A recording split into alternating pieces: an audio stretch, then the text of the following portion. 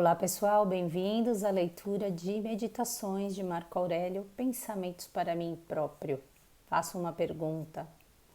Você que está ouvindo e lendo esse livro, de fato você acredita que você pode gerenciar a sua vida e dar um bom curso a ela? Marco Aurélio vai nos falar sobre isso. Vamos lá? Vamos ler então a parte 34. Podes sempre dar à tua vida um bom curso, visto que podes seguir o bom caminho, quer na opinião, quer na ação. Eis duas faculdades comuns à alma de Deus e à do homem e de todo o ser racional. Não poder ser entravado por ninguém. Fazer consistir o bem em disposições e numa conduta conforme a justiça, e limitar a isso os desejos. Achei interessante essa frase aqui, né? Limitar a isso os desejos, porque na medida em que a gente vai lendo Marco Aurélio, a gente lê o budismo, muitas vezes a gente vai falando sobre eliminar todo o apego e todo o desejo. Só que somos seres ainda muito limitados, crescendo a cada dia, esperamos, fazendo aqui essa tentativa diária de administrar a nossa própria vida e dar um curso a ela, de modo que o que seja importante, né, como ele diz aqui, que tem a ver com essa faculdade comum à alma de Deus, seja justamente isso, né? Uma disposição, como ele diz aqui, e uma conduta conforme a justiça, né? É uma disposição para o bem, né? E aí ele fala sobre limitar a isso os desejos. Então, somos aqui ainda um corpo que possui desejos. Isso está claro para todo mundo, né? Acho que isso é muito evidente.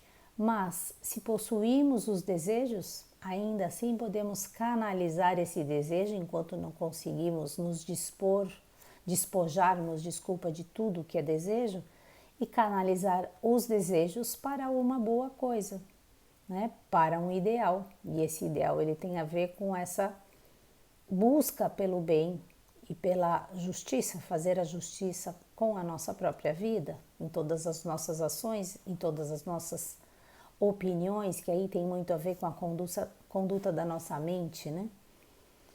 E aí ele continua no item 35. Se não é um vício pessoal, nem o efeito de um vício pessoal, e se a comunidade não sofre com isso, por que me inquietar? E de que poderia sofrer a comunidade? Item 36. Não te deixes arrastar em bloco pela imaginação. Vem em sua ajuda segundo o teu poder e o mérito deles, mesmo se apenas perdem coisas indiferentes. Mas não imagines que haja nisso uma perda, porque se tem esse mau hábito, Vou ler novamente. Não te deixes arrastar em bloco pela imaginação. Vem em sua ajuda segundo o teu poder e o mérito deles, mesmo se apenas perdem coisas indiferentes. Mas não imagines que haja nisso uma perda, porque se tem este mau hábito. Faz como o velho que, despedindo-se, reclamava o peão do aluno, não esquecendo que era apenas um peão. Da mesma maneira, no caso presente, pobre homem, esqueceste o seu valor? Sem dúvida, mas eles dão um tal apreço. Será essa uma razão para te deixares arrastar pela sua loucura? Fui outrora, dizes, em qualquer momento que me pudessem surpreender, um homem feliz. Mas o homem feliz é o que se atribui uma boa parte, e uma boa parte são boas inclinações de alma, boas tendências, boas ações. Outra frase aqui importante. Se queremos ser esse homem de bem, se queremos ser esse homem virtuoso, esse homem necessariamente ele é um homem feliz. E o que quer dizer, então, aqui ele está nos resumindo novamente mais uma parte, né? O que quer dizer um homem feliz? É um homem cujas inclinações são boas, inclinações de alma, tendências e pratica boas ações. Não é uma imaginação e uma fantasia. Novamente aqui, pelas vossas obras vos conhecereis, né? Acabamos agora a parte 5 e vamos entrar no livro 6. A pergunta é, vocês lembram de tudo que foi dito no livro 5? Vamos pegar um resuminho disso rápido? O que vocês acham? Vou buscar aqui. Vamos lá nas minhas fichas. Livro 5, vou pegar não tudo, claro, algumas pequenas passagens. Ele começou, Marco Aurélio, nos dizendo passividade ou atividade. E ele diz, se você é passivo é porque você não ama a si próprio. Lembra disso? Depois ele diz, quem tem um guia interior é digno de uma ação conforme a natureza. E aí ele faz uma pergunta, prazer versus servir, o que vamos decidir? Depois ele nos diz que a gente precisa admirar a acuidade de espírito, que isso tem a ver com a evolução. E eu falei inclusive sobre aquela frase do Sirihan, né? Evolução nada mais é do que depurar o gosto. Lembra disso? Ele fala sobre que temos que ter resistência, aceitação do destino, moderação dos desejos, benevolência, liberdade, simplicidade e grandeza de alma. Que isso é a capacidade natural nossa e que quando não fazemos isso, não estamos fazendo isso por preguiça e que se quisermos podemos nos libertar. Que mais ele nos diz? Que a gente deve agir como a abelha que faz o mel. Uma verdadeira boa ação é aquela ação que é a ação pela ação. Ficamos satisfeitos apenas porque fizemos a ação e não precisamos de agradecimento. Nos diz também nesse capítulo 5, ele nos lembrou de Esculápio, deus da medicina, que era lá esse patrono, né? Na verdade o patrono da medicina, e ele fala sobre que precisamos usar às vezes um remédio amargo.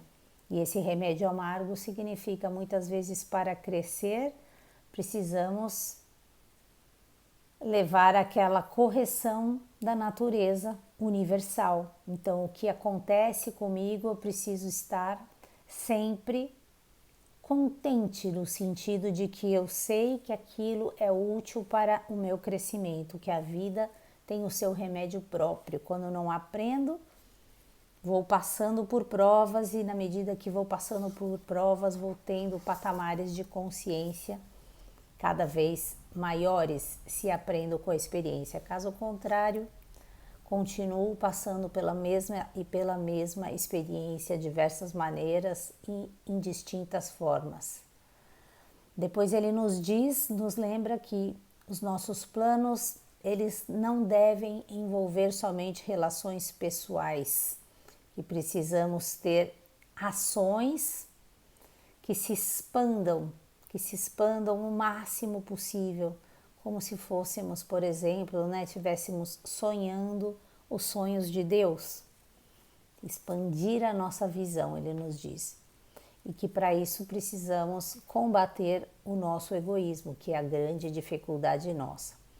Ele nos lembra que a filosofia exige o mesmo, que se desenvolva essa natureza humana e que precisamos, portanto, gostar daquilo que nos faz crescer, lembrando sempre da diferença entre o bom e o agradável. Bom é aquilo que nos leva para o crescimento e agradável não necessariamente é aquilo que nos faz crescer.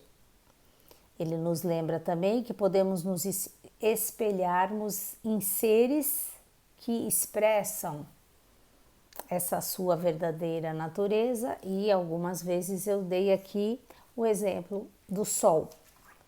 Que mais ele nos diz aqui no capítulo 5, né? E o ser, né? Que o ser provavelmente também é eterno e que então nós temos o ser, né, a substância, e temos a matéria, tudo que passa por um processo de transformação, mas que essa essência desculpa, ela é provavelmente eterna. Para isso, para que a gente possa estar pesquisando sobre isso, ele nos lembra da razão e da lógica, que precisamos usar a razão e a lógica, e que usar a razão e a lógica exige e demonstra, inclusive, uma certa retidão, que elas são essenciais.